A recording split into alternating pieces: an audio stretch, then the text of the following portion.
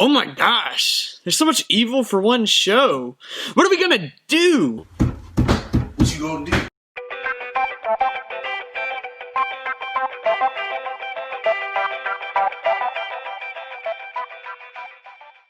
Happy Wednesday, everybody. I'm Andrew with Everyday Nerds. Today we're going to be talking about every single possible villain that is going to be in WandaVision. Before we get started, I'm going to recommend watching our WandaVision review.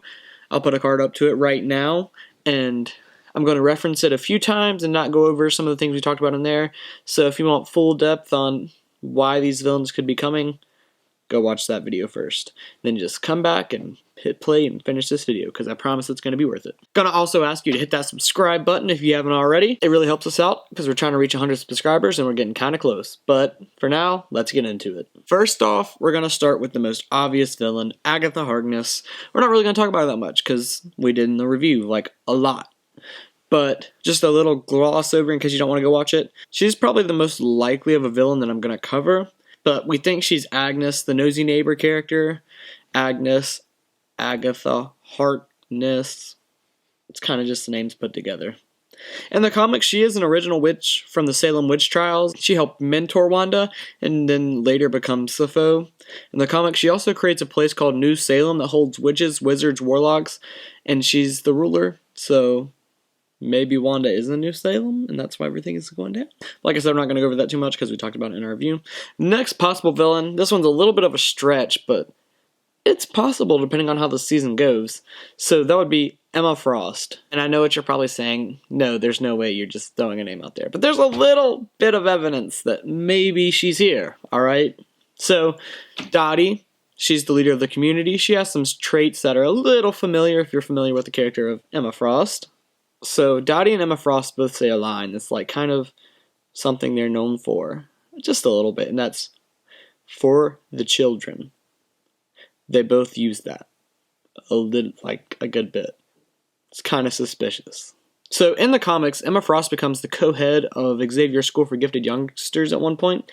So maybe that's why Dottie is fundraising for a school. It just happens to be that school is Xavier's School for the Gifted Youngsters. We just haven't seen it yet. Haven't seen a lot of evidence of it yet. And there's a good chance he's a prominent character in this because they've played her as like the community leader, kind of. And if you want to do anything, it goes through her.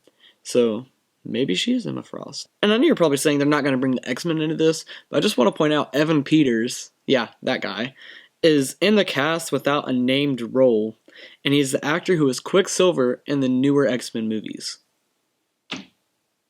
They also have to bring Deadpool in somehow because Deadpool 3 is confirmed to be in the MCU, so maybe the multiverse is coming to play in WandaVision. Might wait till Doctor Strange, but maybe not. Who knows? Do you think WandaVision is going to be how the X-Men are brought into the MCU? Let me know by hitting that like button and commenting down below. Tell me what you think. If I'm wrong, let me know in the comments. I'm very interested to read what you have to say. Now for the second most likely villain, we have the devil himself. That's right, Mephisto might be messing around in this show. So Agatha Harkness, that we talked about a little bit earlier, in the comics at one point ultimately turned out to be a minion of Mephisto. She kind of was the person that helped Wanda into making children, and then Mephisto kind of wanted to go and like snatch them boys.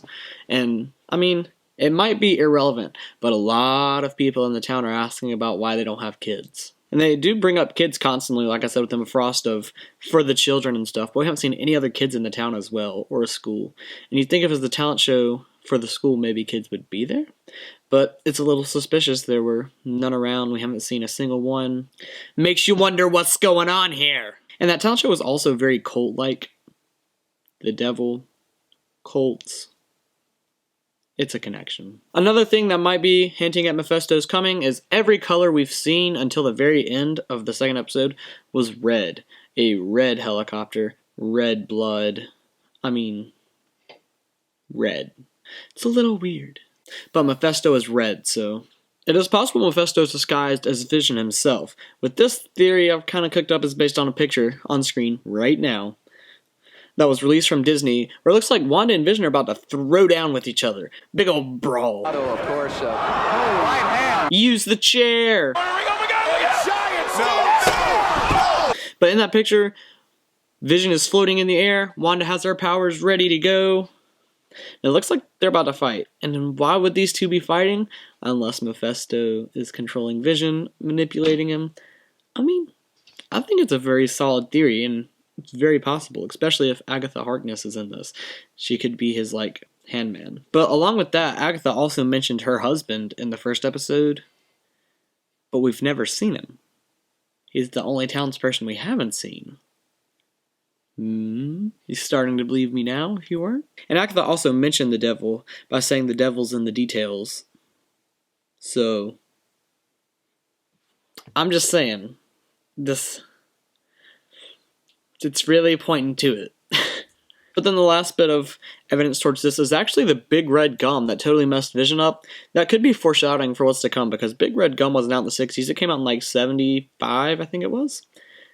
And it gunked him up and stuff, and big red could be foreshadowing to Mephisto that's about to come and, you know, mess Vision up. That one's kind of a stretch. I saw that one online. I wasn't really a big fan of it, but I figured I'd bring it up. So is Mephisto pulling all the strings trying to get Wanda's children, or am I totally wrong? Let me know down in the comments below. But for the last theory, my personal theory, this is definitely what I think is going to happen. Like, if it doesn't, I'll be so surprised. So, it's a character that has shown up. So it's a character that's shown up in the MCU a few times before. He is the master of manipulation. We also learned Disney loves to throw him in when they have no idea what they're doing. They just want to use them to make money. That's right, everybody. Palpatine is coming through the multiverse and joining the MCU.